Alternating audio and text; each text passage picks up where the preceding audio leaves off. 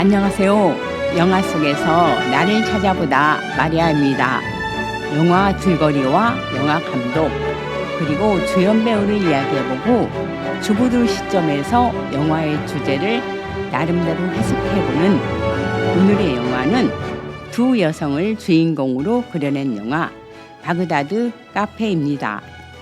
마리안느 세이지브레트가 야스민 역을 맡고 CCH 파운더가 브렌다 역을 맡았으며 1987년 퍼시 아들론 감독 영화입니다. 영화의 시작은 독일 여성 야스민은 미국 여행 중에 배려심 없고 이기적인 남편에게 너무 열받아서 자신의 캐리어를 들고 무작정 차에서 내렸습니다. 육중한 몸으로 검정색 정장과 모자 구두까지 신고 사막을 걸어가는데 거칠고 성질 급한 남편은 야스민의 보온병까지 사막에다 던져놓습니다. 뜨거운 사막을 정처 없이 걷다가 지칠 무렵 사막 한가운데에 있는 바그다드 카페를 발견합니다.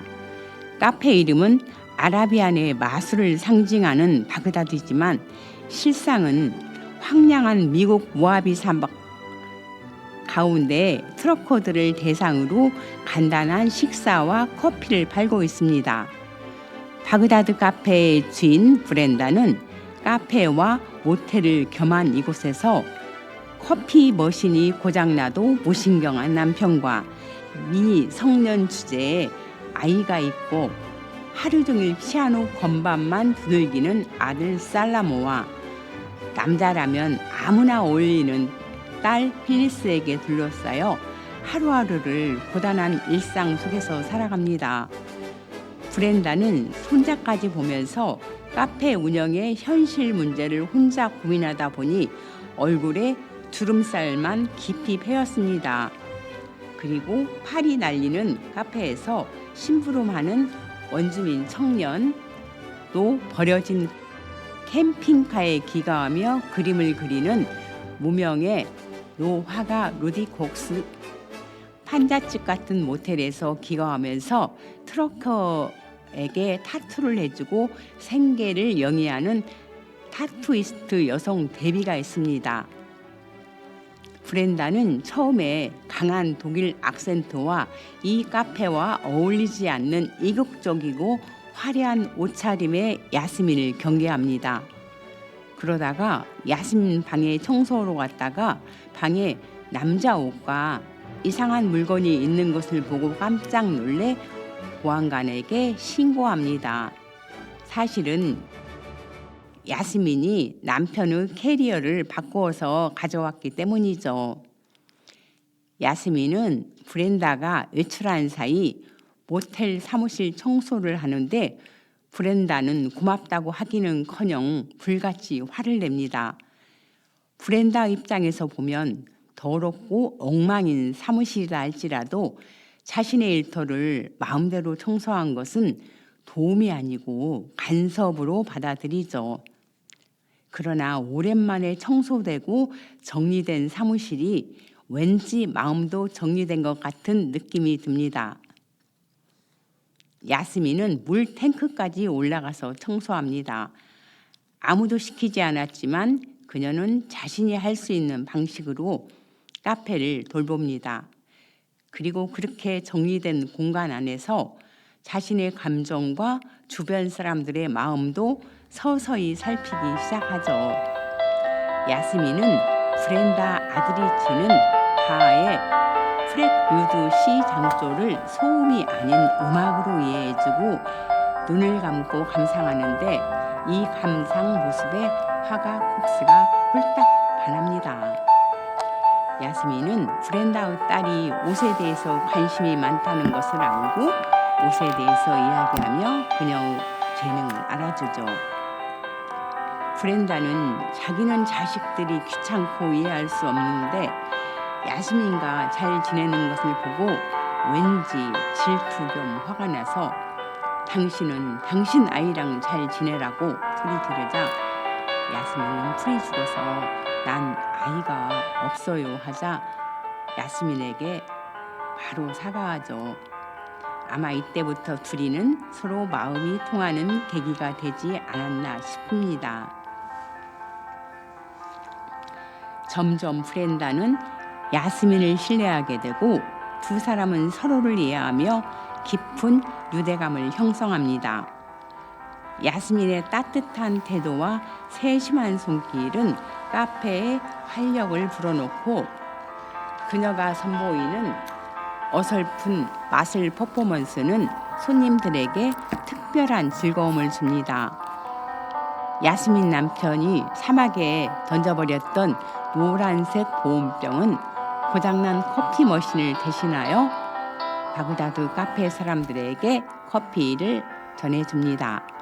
결국 바그다드 카페는 더 이상 삭막한 장소가 아니고 따뜻한 공동체로 변화합니다. 야스민은 남편 여행 가방에서 발견한 마술 상자로 손수건이 사라지고 공이 나타나는 마술을 하고 브렌다는 노래와 춤, 그리고 백수 아들은 피아노를 치고 철딱선이 없는 딸도 서빙을 하고 무명 화가는 관이 조명을 담당하는 무대 스텝이 되죠.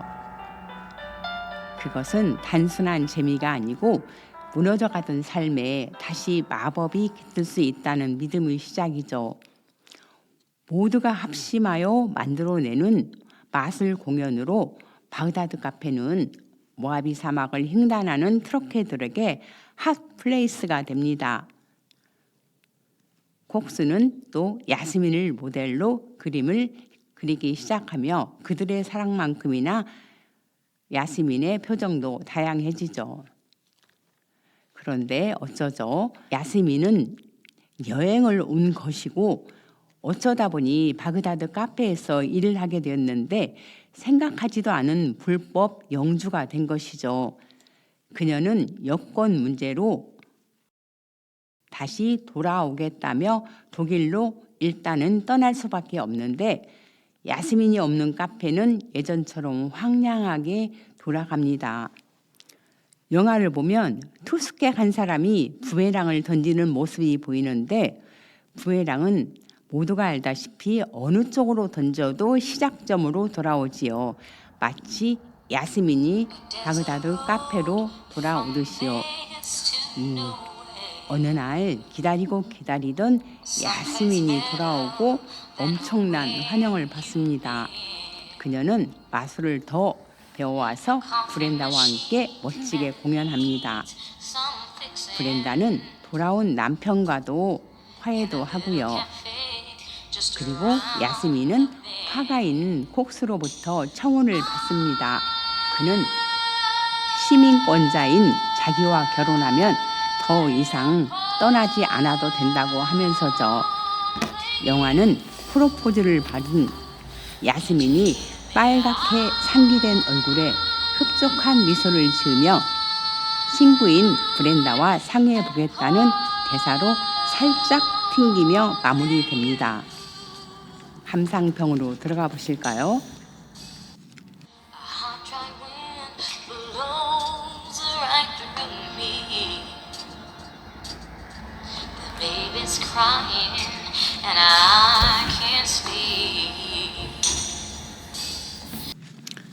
바그다드 카페는 화려한 액션이나 미남 미녀 배우가 출연한 영화가 아니죠. 흑인 여성 브렌다, 뚱뚱한 독일 여성 야스민, 브렌다의 아들과 딸, 화가 콕스, 남편 등 소외된 사람들이 성장해 나가는 단순한 이야기죠. 사막 한가운데 황량한 작은 공간에서 서로를 이해하고 변화하는 과정이 섬세하게 그려집니다. 특히 야스민과 브렌다의 관계는 단순한 우정을 넘어선 연대감을 보여주며 여성의 자아 찾기에 대한 메시지를 담고 있는 것 같아요. 야스민은 새로운 환경에서 자신을 발견하고 브렌다는 타인과의 관계 속에서 변화 과정이 담담하게 그려집니다.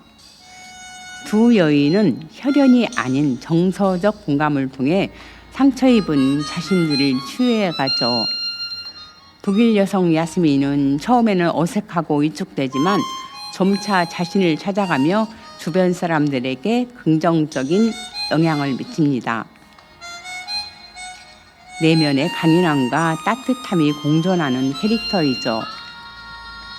브렌다는 바그다드 카페의 주인이자 현실적인 삶에 지쳐있는 여성입니다. 남편과의 불화, 경제적 어려움 등으로 신경질적이고 거친 성격을 보이지만 야스민을 받아들이면서 따뜻함과 희망을 되찾게 됩니다. 루디 곡스는 사막에서 그림을 그리는 노화가로 야스민의 내면의 아름다움을 발견하며 야스민이 자신을 표현하는 데 도움을 줍니다.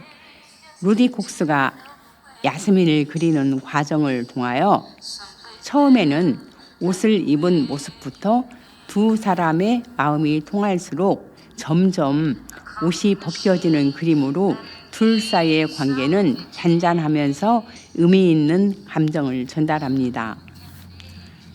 영화에서 음악은 영화의 분위기를 표현하죠. 초반부에 바흐의 프렐류드 C 장조에 따뜻한 감성적인 음악으로 풀어주며 콜링 유가 흐르는 순간은 영화의 정서를 극대화합니다. 바그다드 카페는 삶에 지친 이들에게 위로를 주며 인간관계의 따뜻함을 일깨우는 영화라 할 수 있습니다. 12월에 우리의 바그다드 카페는 어디일까요? 우리가 브렌다처럼 혼자 과도한 짐을 지면서 살다 보면 마음의 여유는 없어지고 인생은 삭막해지죠. 당연히 아무도 나의 힘든 것을 알아주지는 못하고요. 그러나 따지고 보면 가볍고 밝은 면은 많고 어두운 면은 작은데 어두운 면에만 집중하고 고민하고 있지는 않나요? 브렌다가 야스민을 만나지 않았더라면 어떻게 되었을까요? 가만히 보면 주위에 야스민 같은 사람들이 있습니다. 주위 사람들의 장점을 기가 막히게 잘 보고 격려해 준 사람들이죠. 그러한 야스민이 있으면 주위가 밝아지죠. 우리는 야스민 역할을 하고 싶지 않나요? 자, 이제 의자에 기대어 바하의 프렐류드 장조 시를 들으면서 잠시 모든 상황에서 벗어난 바그다드 카페에 한번 앉아보시게요. 이상으로 영화 속에서 나를 찾다 마리아였습니다. 다음 영화 기대해 주시고 안녕히 계세요.